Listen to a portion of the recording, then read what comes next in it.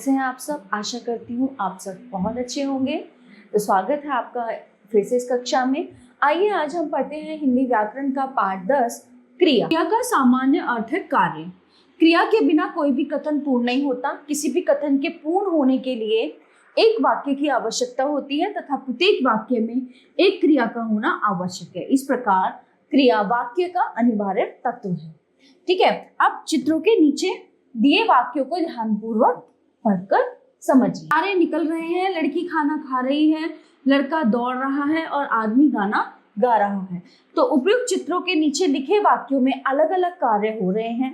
पहले वाक्य में तारे निकलने का कार्य हो रहा है, दूसरे वाक्य में खाना खाने का कार्य हो रहा है, तीसरे वाक्य में दौड़ने का कार्य हो रहा है। ठीक है, तथा चौथे वाक्य में गाने का कार्य हो रहा है। तो इस प्रकार इन वाक्यों में कोई ना कोई कार्य हो रहा है।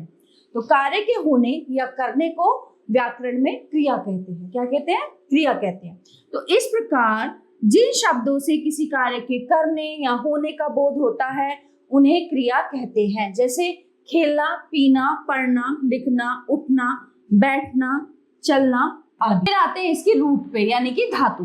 क्रिया का मूल रूप धातु कहलाता है और क्रिया के प्रत्येक रूप में धातु होती है। क्रिया के विभिन्न रूपों में जो अंश समान रूप से मिलता है वह क्रिया की धातु कहलाता है। जैसे गा, पढ़, लिख, बैठ, चल आदि। तो धातु में ना जोड़कर क्रिया का मूल रूप बनता है। ठीक है, जैसे लिख, लिखना, कूद, कूदना, हो, होना, बैठ, बैठ, दौड़, दौड़ना, देख, देखना, हंस, हंसना, चल, चलना, पढ़, पढ़ना, सो, सोना, गा, गाना, खेल, खेलना। ठीक है, तो वाक्य बनाते समय क्रिया शब्दों के रूप बदलते रहते हैं। जैसे पढ़ना, पढ़ता, पढ़ा, पढ़ेगा, पढ़ो। ठीक है, अब ये पढ़ क्रिया जो है ये कितनी तरह से इसको यहाँ पे यूज किया गया। पढ़ना, पढ़ता, पढ़ा, पढ़ेगा, पढ़ो आदि। क्रिया के भेद। वाक्य में प्रयोग के आधार पर क्रिया के दो भेद होते हैं। पहला होता है सकर्मक क्रिया। वाक्य में जिस क्रिया के साथ कर्म होता है उस क्रिया को सकर्मक क्रिया कहते हैं। ठीक है, अब जैसे दादाजी ने कहानी सुनाई कहानी, तो इसमें कर्म क्या है? कहानी। सविता ने खीर बनाई, क्या बनाई उसने? खीर।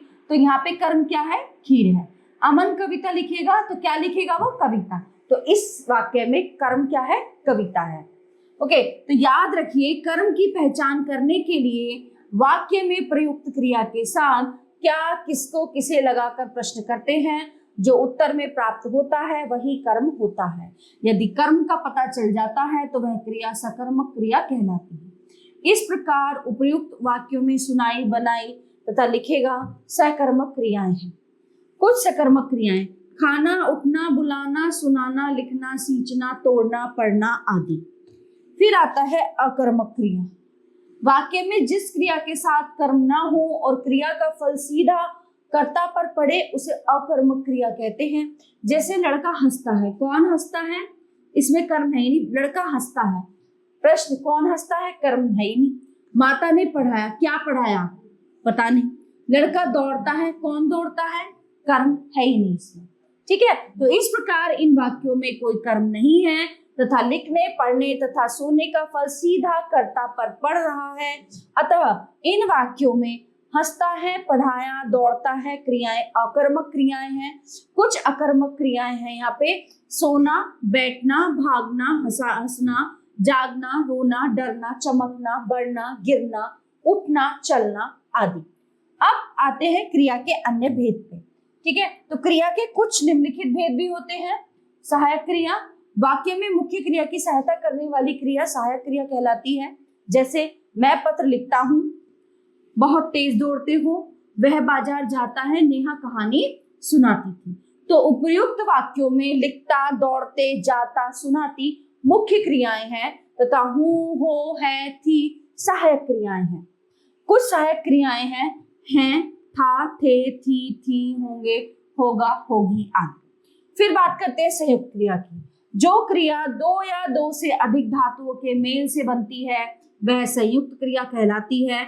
जैसे रजत गाने लगा, रामू लिखता रहता है, वैभव बाजार में खाता चला जा रहा था। ठीक है, तो उपयुक्त वाक्यों में गाने लगा, लिखता रहता है तथा खाता चला जा रहा था संयुक्त क्रियाएं हैं।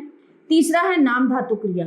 जो क्रियाएं संज्ञा विशेषण आदि शब्दों से बनती हैं उन्हें नाम धातु क्रियाएं कहते हैं, जैसे नर्म नरमाना, लज्जा लजाना, गहराना, गरम गरमाना, शर्म शर्माना, डर डराना।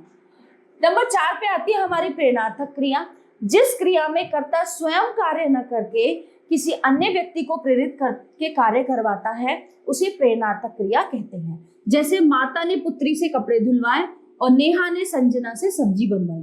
तो उपयुक्त वाक्यों में धुलवाए तथा बनवाई प्रेरणार्थक क्रियाएं हैं।